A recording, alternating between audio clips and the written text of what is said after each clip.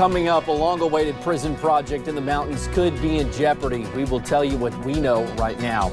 A little boy in Texas is recovering this morning after being hit by an 18-wheeler after getting off the school bus. And police in Ohio are investigating after human remains were pulled from the Ohio River, one of them found in a submerged car.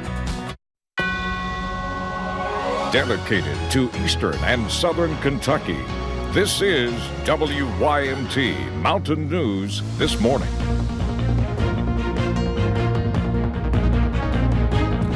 Good morning. It is 6:01 on Thursday, January the 13th. June the 13th. I'm Will Puckett. Thank you for tuning into Mountain News this morning. That is actually going to present a pleasant segue to Brandon. While it is June, it is only an A away from what looks like June and January right here on this iPad. Brandon, some people might think it feels like January outside today. If 66 is January. Hey, the winter that we had. That is true. That is true. I'll give you that. So Mother Nature looking at you, girl. But it does feel more like fall than it will like almost summertime today. So you got that part right at least. Let's get into it this morning. We're looking at UVA-wise on the camera network and a lot of cloud cover and some rain overnight. Most of the rain has moved out. Mountain Parkway actually starting to dry off a little bit there in Powell County, but still be careful. Wet roads and fog will greet you. Again, the heavier bands of rain moving through parts of Wise and Dickinson counties right now. That'll move out pretty quickly. Fog is dense, so be careful of that. Temperatures are mild, but they're not going to go up a whole lot today. Only up to about 66 by about lunchtime. Scattered chances for rain will continue before clearing skies behind the cold front, and temperatures will drop and dramatically. I'll have more on that here in just a few minutes. Will? All righty, Brandon, thank you. A major project 15 years in the making is in limbo. WYMT independently confirmed that the federal government could withdraw its approval for a federal prison in Letcher County. WYMT's Connor James has the latest.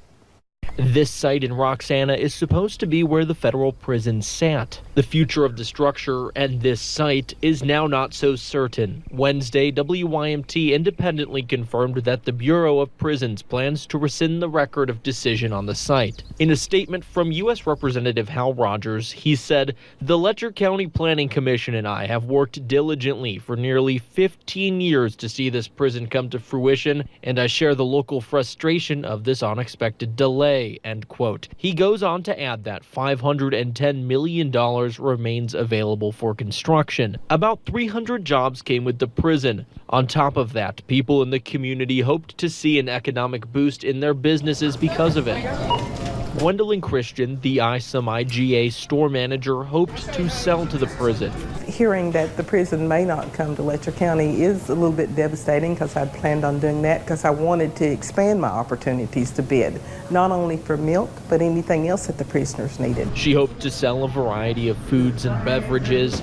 She's still optimistic, though. We'll just kind of wait and patiently hope that the guys can continue to work and help us get through it. According to regulations put together by the Council on Environmental Quality, nothing suggests that the record of decision cannot be reissued once it is rescinded. Local officials stay hopeful this project will not stay in limbo for long. Again, that was Connor James reporting. You can find the full statement from Congressman Rogers on our website at WYMT.com. Officials at Pikeville Medical Center have decided to sell their home health department. The cost of home health services combined with the option for other service providers pushed the decision. PMC CEO Donovan Blackburn says this is the right decision for the hospital and patients. It's difficult to make the necessary investments to be able to grow that service line and to provide the equipment and all the support that our patients are entitled to. Around 30 employees in the department will now have the option to move within the hospital, work for another service, or choose another path. Current patients will be notified of these changes soon. This decision is expected to be finalized by July 12th. In Virginia, Ballad Health is hoping to reopen the former Lee County Hospital in the fall of 2020. Officials with the health system say it is currently doing a lot of work at the facility. Last week, the Lee County Hospital Authority met to grant Ballad Health the authority to enter the building and start working on renovations and repairs to the former Hospital. Meanwhile, ballot officials have stopped performing elective surgeries at one of their Wise County hospitals. The procedures that used to happen at Mountain View Hospital now take place at nearby Norton Community Hospital and at Big Stone Gap's Lonesome Pine Hospital. The health system faced criticism in a recent article in the Roanoke Times, stating that patients and state regulators were not informed about the change. Ballot officials say that was not the case.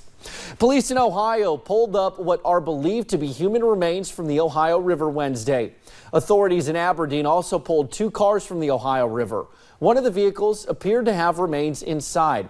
The investigation started about 1 month ago when a fisherman called in to report the depth finder on his boat may have found a vehicle. It is not clear if the 2 vehicles are connected.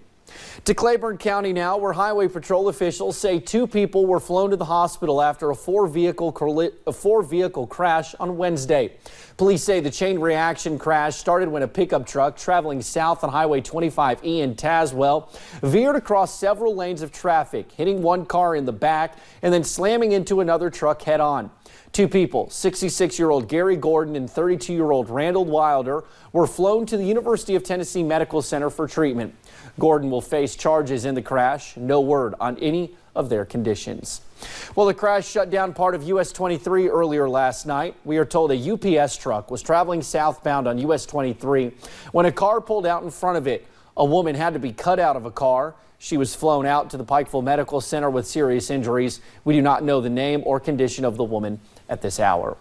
Well, a Texas boy is recovering after being hit by an 18-wheeler while getting off a school bus. Authorities say the bus was pulled over at its normal drop-off spot when a semi-truck came up from behind and swerved, striking the student. Officials say the driver was attempting to avoid the bus but hit the child in the process.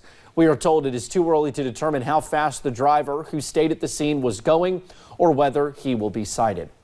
The Wolfe County Search and Rescue Team says they had to get creative to save an injured hiker. The team says a hiker injured his leg on the Sheltowee Trace. In order to get him out, they created a splint using a foam sleeping pad, a sock, an ace bandage, and a vet wrap. Some other hikers helped the team carry him out of the trail. Kentucky State Police are still investigating an officer-involved shooting in Perry County that left 1 person dead. KSP has not yet released the name of the person killed or the name of the trooper injured. The shooting happened Monday night when officers were serving a search warrant on a separate residence. They say 2 men from a home across the street came out and confronted them. One of the suspects had a gun. That's when a shootout started. The trooper was shot in the leg and is expected to be okay. A grand jury will hear a Bell County attempted murder case. Earlier this month, police say George Fisher tried to shoot his ex-wife and another man. Investigators wrote in the arrest citation both the woman and man somehow dodged the bullet. Fisher faces 2 counts of attempted murder, among other charges. To Clay County now, where 1 man was arrested after being tased by police. A deputy received a call about someone in the middle of South Highway 421 trying to flag down traffic. When the deputy arrived, they found Dillis Blevins, who started acting aggressively towards the deputy before trying to run.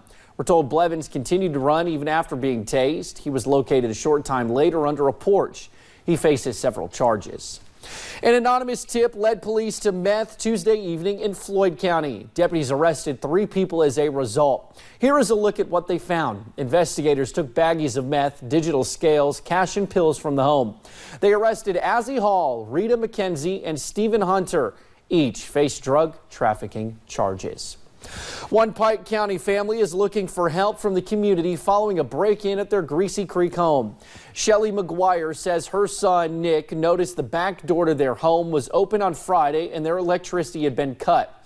He soon realized his Smith & Wesson AR and his new Honda Rubicon 500 four-wheeler were both missing. Just after 9 last night, Shelly told us the four-wheeler was vandalized but had been located.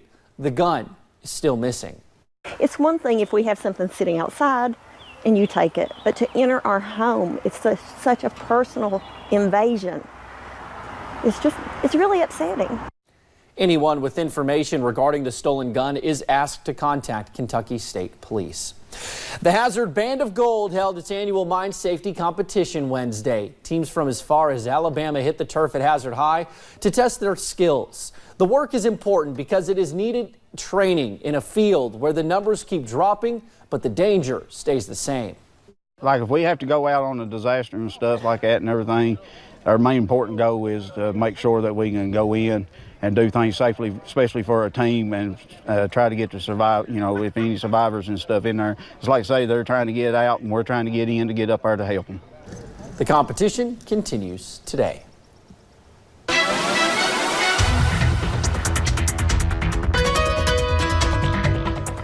Forecast had some heavy rain moving through overnight, so some good sleeping weather, but this morning starting to clear out, so wet roads and fog left in its wake.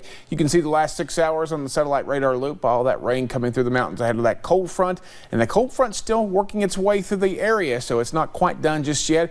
Zero visibility in Middlesboro, close to that there, Jackson, Hazard, Harlan, limited visibility as well, so just be careful this morning. Looking at some temperatures in the mid to upper 50s, close to 60 in most areas. That's not going to be a whole lot of movement from where we're going to be today for our daytime high. About 66 later this afternoon, or later this morning actually, before lunchtime, and then we'll start to drop behind the cold front, and those scattered chances for rain will linger. Will?